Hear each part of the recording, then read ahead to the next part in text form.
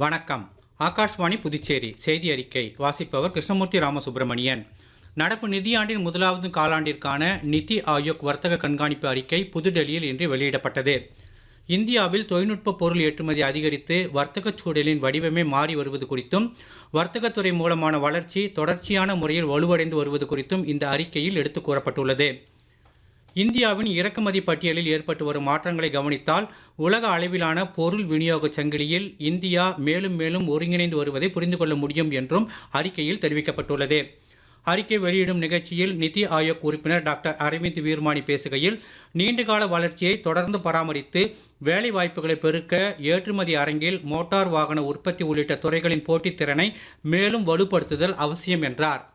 அறிவியல் திட்டங்களை வேலைவாய்ப்பு, சமூக நலன் உள்பட நிஜ உலகில் ஏற்படும் தாக்கங்களின் அடிப்படையில் மதிப்பிட்டு மக்களிடம் கொண்டு போய் சேர்க்க வேண்டும் என்று மத்திய அறிவியல் தொழில்நுட்பத்துறை அமைச்சர் டாக்டர் ஜிதேந்திர சிங் கூறியுள்ளார். இன்று புதுடெல்லியில் மத்திய அறிவியல் தொழில் ஆராய்ச்சி கழகத்தின் உயர்நிலை மறு ஆய்வுக் கூட்டத்தில் பேசுகையில் அவர் இவ்வாறு கூறினார். ஆய்வகத்தில் நடத்தப்படும் கண்டுபிடிப்புகளை உறுதியான கள பயன்களாக மாற்றுவது எப்படி என்பது குறித்தும் அவர் பேசினார்.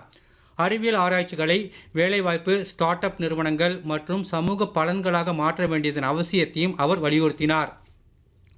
நாடு முழுவதிலும் உள்ள அனைத்து 37 CSIR ஆய்வகங்களும் ஊடகங்கள், பங்குதாரர்கள், உள்ளூர் மக்களுடன் நேரடியாக தொடர்பு கொண்டு தங்களின் சாதனைகளை எடுத்துக் கூற வேண்டும் என்றும் அமைச்சர் மேலும் கூறினார். செயற்கை நுண்ணறிவின் தாக்கம் குறித்த சர்வதேச உச்சி மாநாடு இம்முறை இந்தியாவில் அடுத்த மாதம் நடைபெறும் என மத்திய தகவல் தொழில்நுட்பத்துறை அமைச்சர் திரு அஸ்வினி வைஷ்ணவ் அறிவித்துள்ளார்.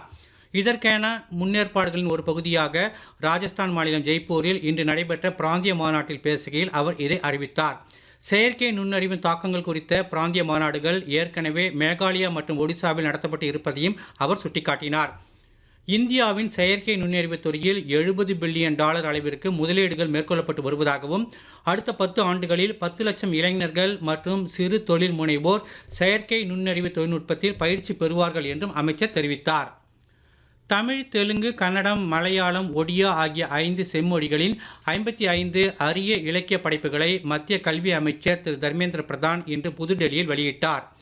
இந்திய மொழிகளுக்கான மத்திய கழகம் இந்நூல்களை பதிப்பித்துள்ளது. சென்னையில் உள்ள செம்மொழி தமிழாய்வு மத்திய நிறுவனத்தின் சைகை மொழி திருக்குறள் தொடர் உள்பட 13 நூல்களையும் மத்திய அமைச்சர் வெளியிட்டார்.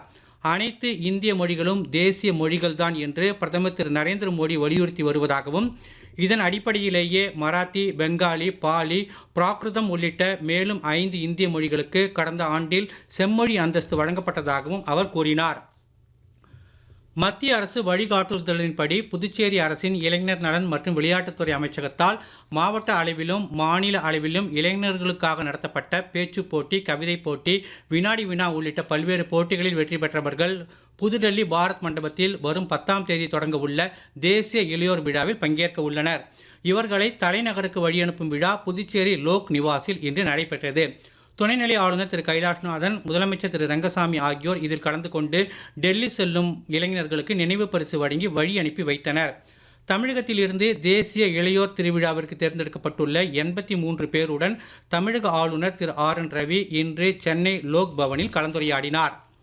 திருப்பரங்குன்றம் மலை உச்சியில் தீபத்தூணில் தீபம் ஏற்ற அனுமதி அளித்து தனி நீதிபதி ஒருவரால் அண்மையில் வழங்கப்பட்ட தீர்ப்பு செல்லுபடியாகும் என இன்று சென்னை உயர்நீதிமன்றத்தின் மதுரை கிளை வெளியிட்டுள்ள உத்தரவை மத்திய தொழில் வர்த்தக அமைச்சர் திரு பியூஷ் கோயல், மத்திய தகவல் ஒலிபரப்புத்துறை இணையமைச்சர் டாக்டர் முருகன் உள்ளிட்டோர் வரவேற்றுள்ளனர்.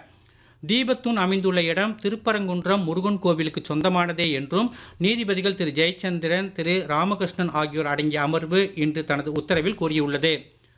கடந்த 1ஆம் தேதி இலங்கை கடற்படையினரால் பிடித்துச் செல்லப்பட்ட 11 இந்திய மீனவர்களை மீட்க வெளியுறவு அமைச்சரின் தலையீட்டை நாடி முதலமைச்சர் திரு ரங்கசாமி வெளியுறவு அமைச்சர் டாக்டர் ஜெய்சங்கருக்கு கடிதம் எழுதியுள்ளார். வெளியுறவு அமைச்சர் முன்னுரிமை அடிப்படையில் இலங்கை அதிகாரிகளை தொடர்பு கொண்டு மீனவர்களை படகுடன் சேர்த்து மீட்க வேண்டும் என முதலமைச்சர் கேட்டுக்கொண்டுள்ளார். கோடியக்கரை அருகே மீன்பிடித்துக் கொண்டிருந்தபோது இலங்கை கடற்படையினரால் பிடித்துச் செல்லப்பட்ட 11 இந்திய மீனவர்களில் 10 பேர் புதுச்சேரியின் காரைக்கால் பகுதியைச் சேர்ந்தவர்கள். எஞ்சிய ஒருவர் தமிழக மீனவர் ஆவார்.